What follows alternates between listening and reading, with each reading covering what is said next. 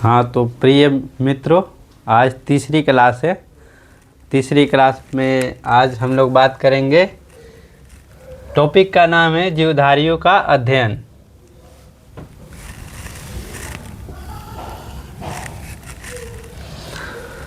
देखिए, जीवधारियों का अध्ययन में बात करेंगे अरस्तु की।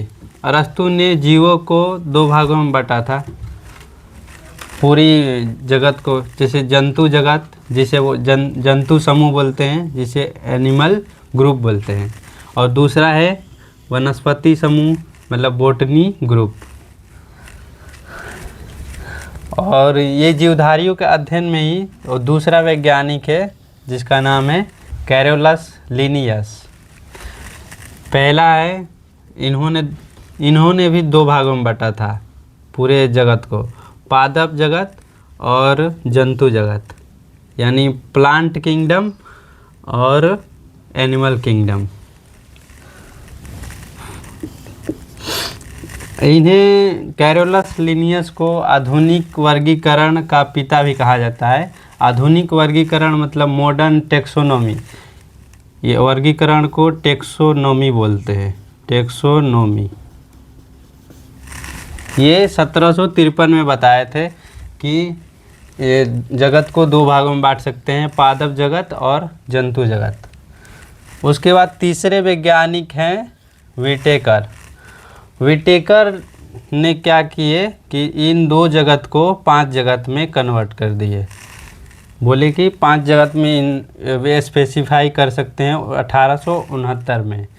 पहला जगत का नाम है मोनेरा किंगडम, प्रोटिस्टा किंगडम और पादप किंगडम और कवक किंगडम और जंतु किंगडम। तो अब हम लोग बात करेंगे मोनेरा किंगडम के बारे में। मोनेरा किंगडम में प्रोकैरियोटिक जीव आते हैं। प्रोकैरियोटिक जीव वो होते हैं जिनके कोशिकाओं के अंदर केंद्रक स्पष्ट रूप से नहीं पाया जाता है। जैसे जीवाणु हो गया, साइनोबैक्टीरिया हो गया और आर्कीबैक्टीरिया हो गया। और इनके साथ जो बैक्टीरिया है जो तंतुमय होते हैं। तंतुमय बैक्टीरिया का मतलब है जो बैक्टीरिया चल फिर सकते हो। और दूसरा है प्रोटिस्टा किंगडम में यूकैरियोटिक जीव आते हैं।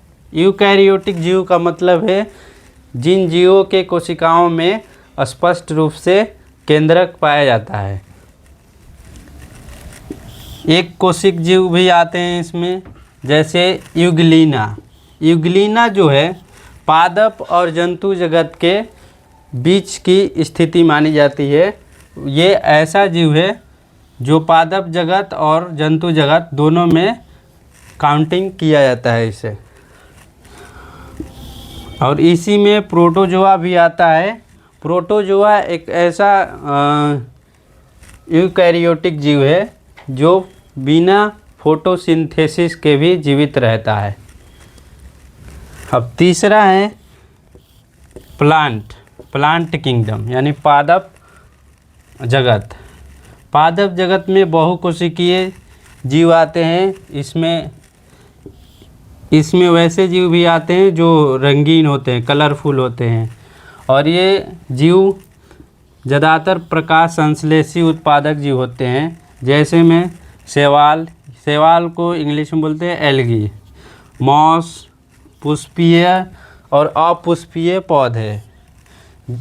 पुष्पीय मतलब जिसमें फूल लगता है, अपुष्पीय जिसमें फूल नहीं लगता है, वैसे पौधे भी इस जगत में, पादप जगत में आते हैं।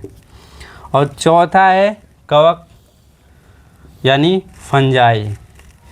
फंजाई में भी यूकैरियोटिक और परपोषित जीवधारी आते हैं। यूकैरियोटिक के मतलब आपको समझा दिए हैं कि जिनमें केंद्रक स्पष्ट रूप से दिखाई पड़ते हैं। और परपोषित का मतलब है कि जो जीव दूसरे पर निर्भर होते हैं, दूसरे प्लांट पर निर्भर होते हैं या जीव पर निर्भर होते हैं। जैसे परजीवी या मृतोपजीवी।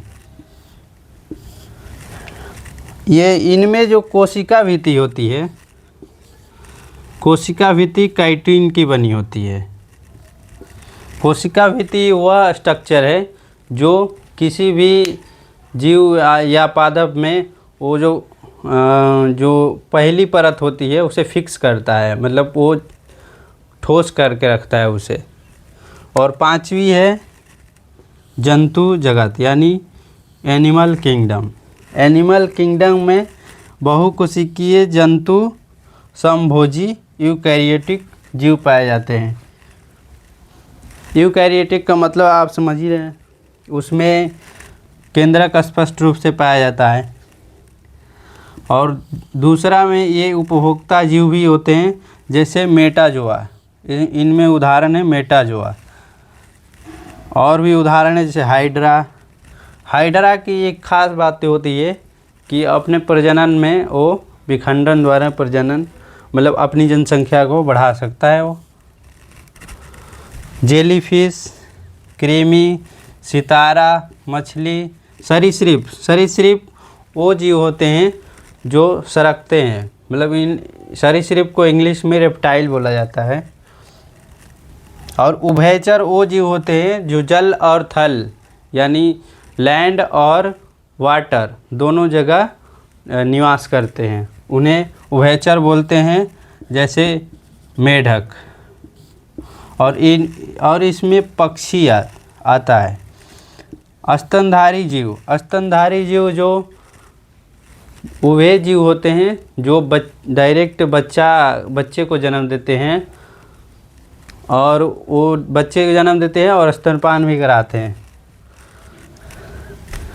अब आगे देखते हैं, ये कैरोलस लिनियस के बारे में हम लोग पहले यहाँ पढ़ चुके हैं। और कैरोलस लिनियस और भी आविष्कार किए, जिनमें उन्होंने बोला कि जो भी जीवों का खोज हो उसे द्विनाम पद्धति से नाम रखा जा सकता है, जिसमें दोनों शब्द लैटिन भाषा के होंगे। जैसे पहला जो शब्द होगा वंश के नाम पर होगा, वंश यानी